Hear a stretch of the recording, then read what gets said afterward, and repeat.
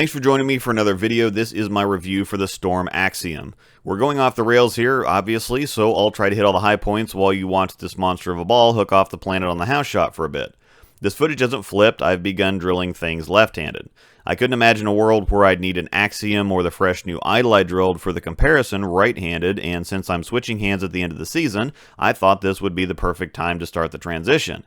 Now that I'll have review videos for every single ball for Angel as well over at Westridge, in addition to my 1-minute review series, I should be able to bring you a number of different angles and looks with each new release going forward.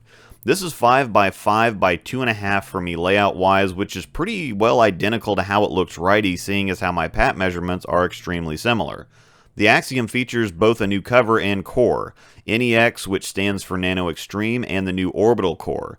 NEX is Storm's earliest cover to date, and 18 months of R&D also included increased durability and longevity of ball reaction over traditional NRG, and the Orbital core features a central ball that gives it a distinctly low RG axis and helps it maintain an extremely low undrilled RG.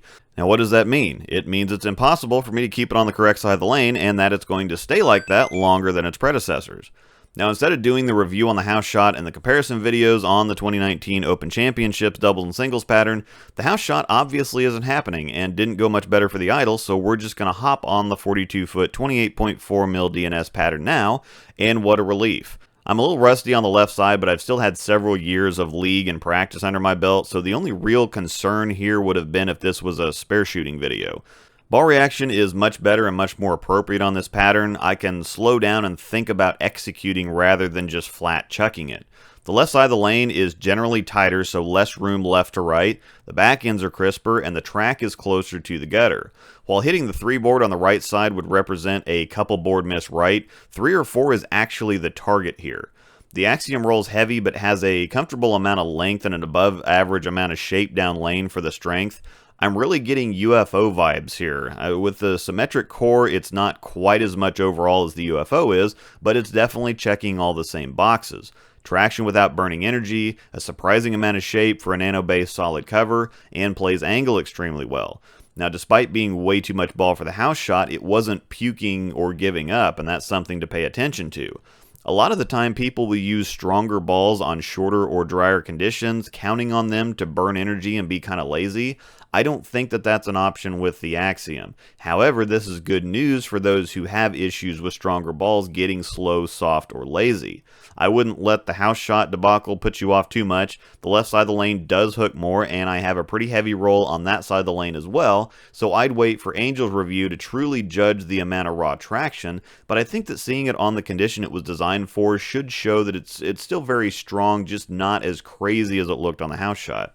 Moving to the idol, we'll throw in a few shots on the house shot just for chuckles.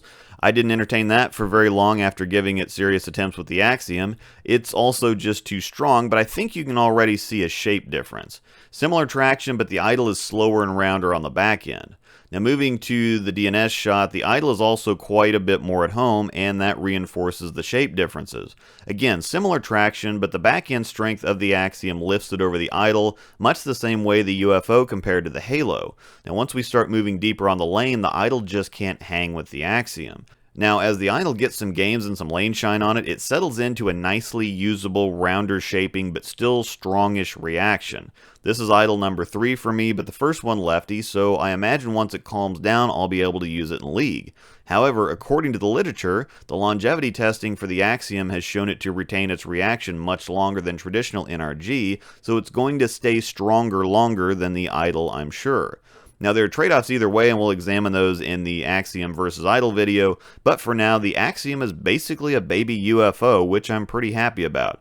I'm a big fan of my UFO right-handed, but I'm never able to throw it. I might not be able to throw the Axiom left-handed much either, but on conditions like this at local sweepers, it'll definitely be the first ball out of the bag.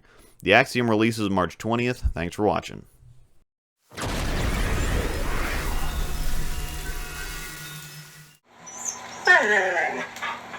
Ah.